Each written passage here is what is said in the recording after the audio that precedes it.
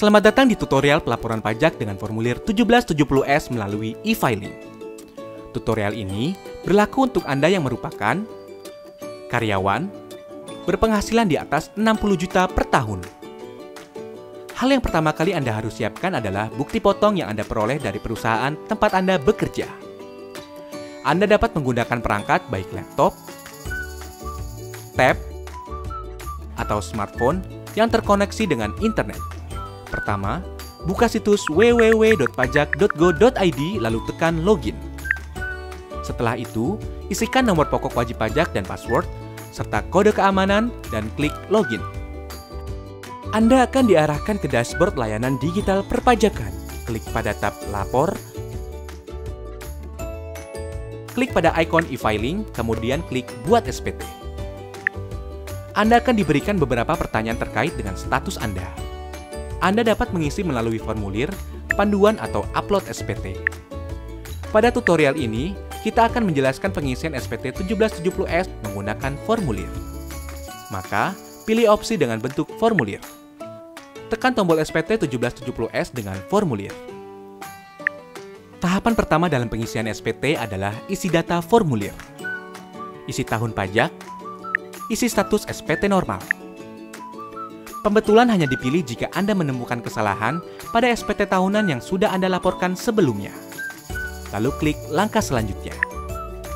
Sistem akan mendeteksi secara otomatis apabila ada data pembayaran pajak dari pihak ketiga. Gunakan data pembayaran tersebut untuk pengisian SPT dengan tekan Iya. Bila tidak, Anda dapat menggunakan formulir bukti potong sebagai acuan pengisian SPT. Pada lampiran 2, pada bagian A, isikan data penghasilan final. Pastikan data penghasilan final yang terekam telah sesuai dengan bukti potong yang Anda terima. Jika ada bukti potong yang belum terinput, klik Tambah. Pilih sumber penghasilan, isikan nilai penghasilan bruto dan PPh terutang. Anda juga dapat mengubah atau menghapus data yang Anda rekam bila terjadi kesalahan. Pada bagian B, isikan daftar harta yang Anda miliki pada akhir tahun. Data harta yang telah Anda input pada tahun sebelumnya dapat Anda tampilkan kembali melalui menu Harta pada SPT tahun lalu dan lakukan penyesuaian. Jika Anda ingin menambahkan data harta lainnya, klik Tambah.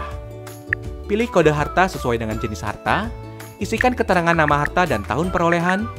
Pada kolom harga perolehan, cantumkan nilai pada saat Anda memperoleh harta. Ingat, saat memperoleh harta. Isikan deskripsi lebih lanjut pada kolom keterangan. Pada bagian C, isikan daftar utang pada akhir tahun. Data utang yang telah Anda input pada tahun sebelumnya dapat Anda tampilkan kembali melalui menu utang pada SPT tahun lalu dan lakukan penyesuaian. Jika Anda ingin menambahkan data utang lainnya, klik Tambah. Pilih kode utang sesuai dengan jenis utang, nama pemberi pinjaman, alamat pemberi pinjaman, tahun pinjaman, dan jumlah utang yang tersisa pada akhir tahun. Klik Lanjut. Pada bagian D, isikan daftar susunan anggota keluarga sesuai dengan kondisi pada awal tahun pajak SPT yang Anda laporkan. Klik langkah berikutnya. Pada lampiran 1, bagian A, isikan penghasilan bersih yang diperoleh dari dalam negeri yang bukan final antara lain bunga, royalti, sewa, penghargaan dan hadiah, keuntungan dari penjualan atau pengalihan harta, penghasilan lainnya. Pada bagian B, isikan penghasilan yang tidak termasuk objek pajak sesuai dengan pasal 4 ayat 3 Undang-Undang Pajak Penghasilan. Pada bagian C, isikan daftar pemotongan atau pemungutan pajak dari bukti potong yang telah Anda terima. Isikan jenis pajak, NPWP pemotong pajak yang valid, nomor bukti pemotongan atau pemungutan, tanggal bukti pemotongan atau pemungutan, dan jumlah PPh yang dipotong atau dipungut. Klik langkah berikutnya. Pada induk SPT, isikan data identitas berupa status perkawinan, status kewajiban pajak suami atau istri, dan NPWP suami atau istri jika diperlukan. Pada bagian A, poin 1, isikan penghasilan neto dalam negeri sesuai dengan bukti potong yang Anda terima. Poin 2 akan otomatis terisi dari data yang telah Anda isikan pada lampiran sebelumnya. Pada poin 3, isikan penghasilan neto luar negeri. Pada poin 4, penghasilan neto akan dijumlahkan secara otomatis.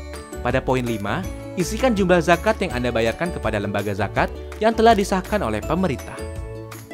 Poin 6 akan terisi otomatis. Pada bagian B, pilih status perkawinan dan isikan jumlah tanggungan sesuai dengan bukti foto. Maka, nilai penghasilan tidak kena pajak akan terisi secara otomatis. Bagian C hanya perlu diperhatikan bagi Anda yang memperoleh penghasilan dari luar negeri, dengan cara membaca ketentuan yang tertera pada petunjuk bagian C10. Bagian D poin 14 hanya perlu diisi apabila Anda pernah membayar angsuran PPh pasal 25. Lanjut ke bagian E. Anda akan mengetahui status SPT Anda apakah nihil, kurang bayar, atau lebih bayar. Jika SPT Anda nihil, Anda dapat melanjutkan pengisian pada poin F. Jika SPT Anda kurang bayar, Anda akan diberikan pertanyaan lanjutan. Jika Anda belum membayar, pilih belum dan Anda akan diarahkan untuk membuat e-billing terlebih dahulu. Bila Anda telah membayar, isikan data bukti pembayaran berupa jenis pembayaran, yaitu nomor transaksi penerima negara atau pemindah bukuan. Isikan kode NTPN atau pemindah bukuan Anda, lalu isi tanggal dan jumlah pembayaran. Jika SPT Anda lebih bayar, silakan unggah dokumen pendukung berupa bukti pemotongan pajak dari perusahaan atau bukti pembayaran lainnya.